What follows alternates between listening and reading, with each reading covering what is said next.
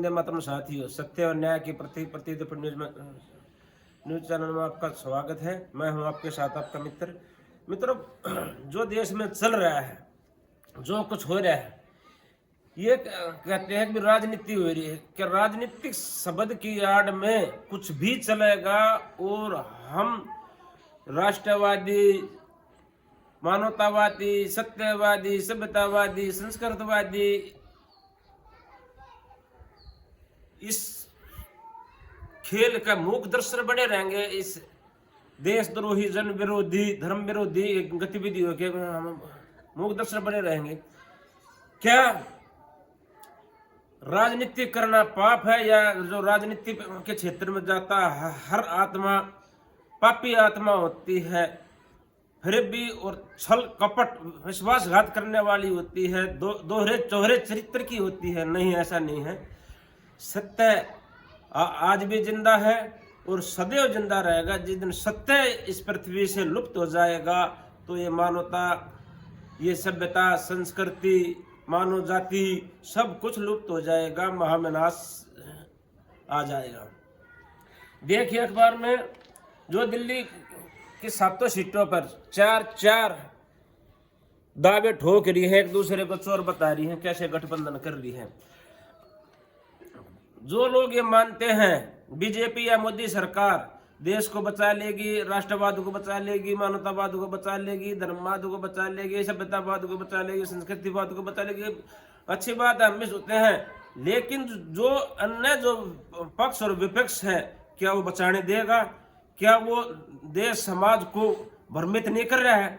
राम मंदिर बनने जा रहा है, हम सभी राजनीतिक पहलुओं को छोड़कर, सभी वाद विवादों को छोड़कर सबको राममय होना चाहिए, लेकिन नहीं हो रहे। कारण वो केस सुलझाया है मोदी सरकार ने, उसका समर्थन करेंगे और तो गलत हो जाएगा। यानी कि अपनी राजनीति चमकाने के लिए जो सत्य हित में है, न्याय हित में है, जो मर्यादा पुरुषोत्तम श्री रामचंद्र जी के हित में है, धर्म संस्कृति के हित में है, देश की एकता अखंडता के हित में है, उसमें भी विघ्न डालते हैं, खंडित कर रहे हैं।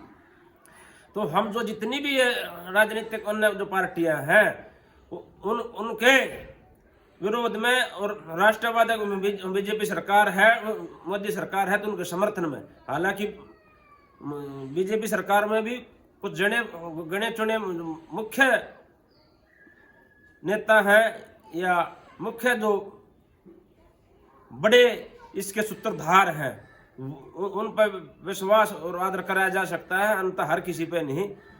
ये बात बीजेपी वाले भी जानते हैं।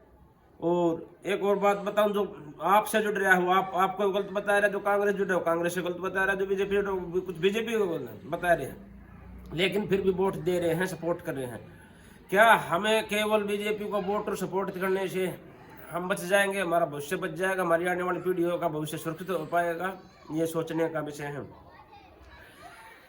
हम अन्य राजनीतिक पार्टियों के विरोध में तो नहीं खड़े हो पाएंगे, क्योंकि कांग्रेस एक देशव्यापी पार्टी है, पुरानी पार्टी है, सारे क्षेत्रों में उसके अनुयायी हैं। हम दिल्ली से अपनी राजनीतिक शुरुआत करना चाहते हैं। दिल्ली में केवल और केवल 3 पार्टियों का वजूद है, बीजेपी, कांग्रेस और आम आदमी पार्टी।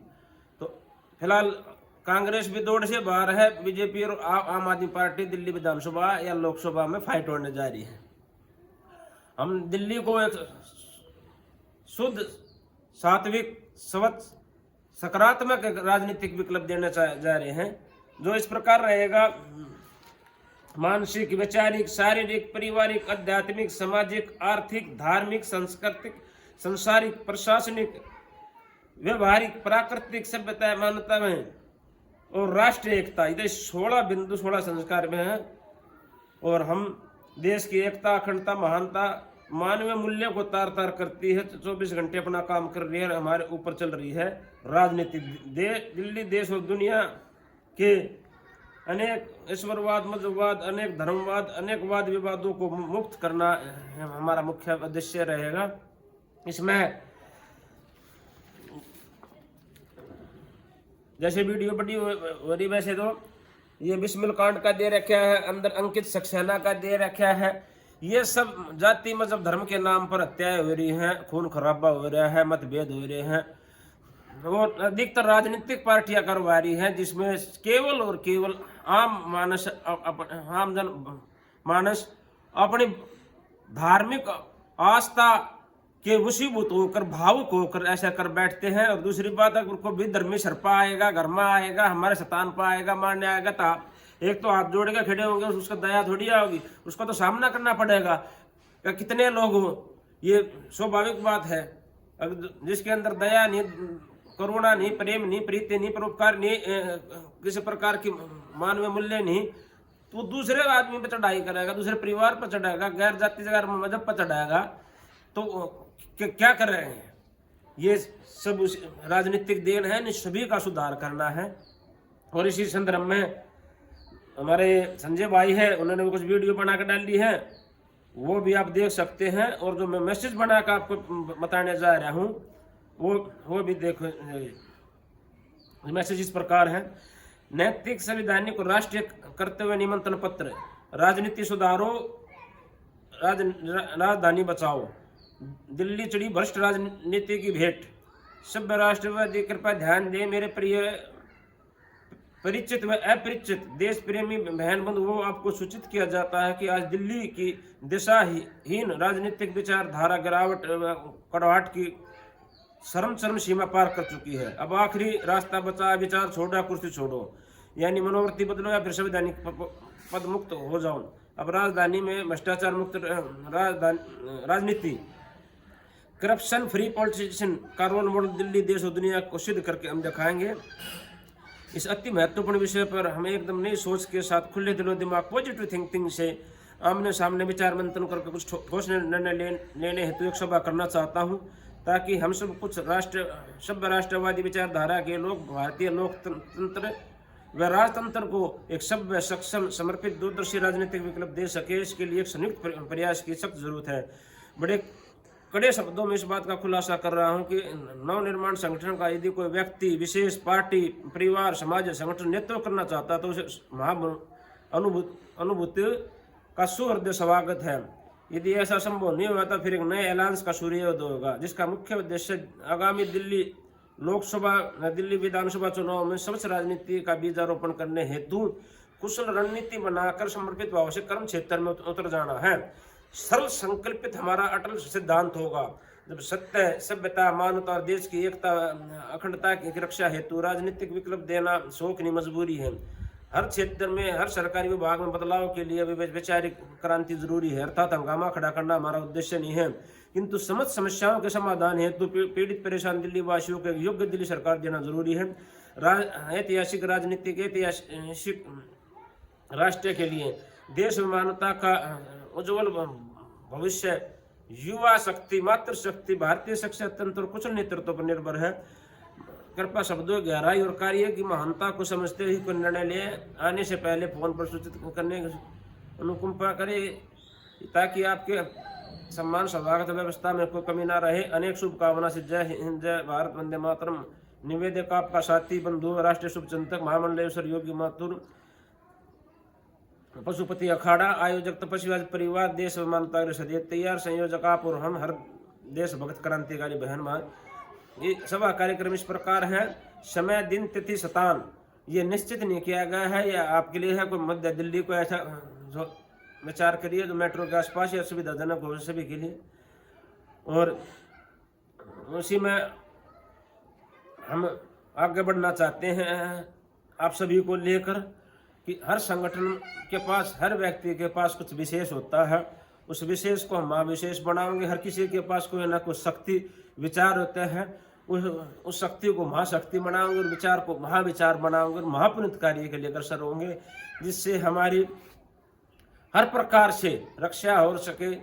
चाहे कोई उसमें हमारी गौ माता है, गायत्री माता है, प्रकृति माता है, हमारी नदियां हैं और अन्य जो प्रकार के जो आम जीवन मानस को एक आम साधारण जीवन व्यतीत करने के लिए सुख सुविधाएं होती हैं, वो सभी देंगे। और पूर्ण ये भरोसा दिलाते हैं, वचन देते हैं, वादा करते हैं, प्रॉमिस करते हैं कि हम मन कर्म वचन से हमारी कथनी करनी एक समान है। यदि हम भी किसी लोभ लालच में आकर दशा भ्रमित हो जाएंगे तो शायद ही कोई व्यक्ति विशेष संगठन या कुछ शक्ति इसको पार ले जाएगी। ये अभिमान नहीं, ये आत्मविश्वास बोल रहा है, क्योंकि हमने इस तप त्याग समर्पण, देश सेवा, मानव सेवा, प्रकृति सेवा, संस्कृति सेवा के लिए 1.5 दशकों से जीवन फेंक रखा है। एक पल भर के लिए भी इससे वंचित नहीं हुए हैं और 24 घंटे इसी पे विचार विमर्श चलता रहता है। और समय आ गया है, समय संदेश है, समय संकेत है प्रकृति परमात्मा का, नीति का और हमारी देश धर्म संस्कृति का कि हम आगे बढ़ना चाहिए। इसी कड़ी में एक छोटा सा 1 मिनट का और समय लूँगा कि ये सुबह सुबह देखो ये पाठकनामा है दैनिक, इसमें तो इसमें चरित्र नेताओं के चरित्र का सवाल दिया है अशोक कुमार दुबे MK पटना में, जो इस प्रकार है। लोकतांत्रिक व्यवस्था की परीक्षा का वर्ष शीर्षक से प्रकाशित शिवकांत शर्मा का लेख पढ़ा। लेखन का कहना है कि जो अराजकता स्थिति आज देश की संसद में पैदा हुई, इसके लिए जनता को कुछ करना चाहिए। देखा जाए तो इसके लिए जनता के पास चुनाव के अलावा कोई प्रत्यक्ष को वोट देने के अलावा कोई ज्यादा विकल्प नहीं है, चाहे उम्मीदवार हत्यारा हो, दुष्कर्म हो, जैसे पीड़ितों का आरोपी हो। आज देश की संसद विधानसभा में 30 से 40% चुने हुए प्रतिनिधि किसी न किसी अपराध में जमानत पर छुटे हुए हैं। जहां तक राजनीतिक दल अपराधी प्रवृत्ति के लोगों को टिकट देते रहेंगे, चुनाव आयोग एक सुप्रीम कोर्ट के ऐसे लोगों को चुनाव लड़ने से रोकने के लिए कोई व्यवस्था नहीं बनाते, तब तक देश में सही मायने में लोकतंत्र नहीं आएगा। चुने हुए नेताओं को कोई चरित्र नहीं होगा तो संसद और विधानसभा में हल्ला ही रहेगा। कानून भी अपने फायदे के लिए बनाएंगे, फिर कहाँ से जनता का काम होगा, जनता को न्याय कहाँ मिलेगा। अदालतों में मुकदमों का फैसला ही नहीं सुनाई देंगे तो दागियों को सजा कैसे दी जाएगी। चुनाव में बाहुबल और धनबल को अपराध देने के लिए कुछ ऐसे प्रयास करेंगे जैसे पार्टी या दागिया पैसे वालों को टिकट देने के बजाय ईमानदार करप्ट लोगों को टिकट देने के लिए प्रेरित हो। कांग्रेस देश की सबसे पुरानी पार्टी है, उसे तो संसद में आदेश पेश करना चाहिए, लेकिन उसके नेताओं में संसद का मजाक बना दिया। यह सब करने से कांग्रेस को नुकसान हो रहा। कांग्रेस राहुल गांधी द्वारा केवल यात्रा करने से जनता उसे नहीं रह पाएगी, इससे कुछ ऐसा आदेश जो वर्तमान सरकार नहीं कर पाई। अशोक दुबे है। देखो इतनी पुरानी, सैकड़ों साल पुरानी कांग्रेस पार्टी इतना राज करने के बाद भी गठबंधन कर रही है। अगर इतना समय में मिल जाए तो किसी गठबंधन की कोई आवश्यकता नहीं होगी, जनता हाथों हाथ लेगी। लेकिन इनके जो किए हुए भविष्य अतीत में दुष्कर्म है, दुष्कार्य हैं, उनका परिणाम ये भुगत रहे हैं। और उसी नीति प्रकृति परमात्मा इस देश की जनता हमें बुला रही है, हम उनके लिए विकल्प बन के चल रहे हैं। आप भी अपने विचार साझा करें, दिल खोल के अपने विचार के कमेंट बॉक्स में और शेयर करें। आज तक किसी को बोलना नहीं है, वीडियो को भी शेयर करा जाए ना। और कुछ जितनी चल रही है अपने चल रही है 2-4 वो डालते हैं, लेकिन अब समय आ गया है आप भी इसको कमेंट करें, शेयर करें और अपने मार्गदर्शन करें। आप सभी को जय हिंद, जय भारत, जय श्री राम, हर हर महादेव, भारत माता की जय।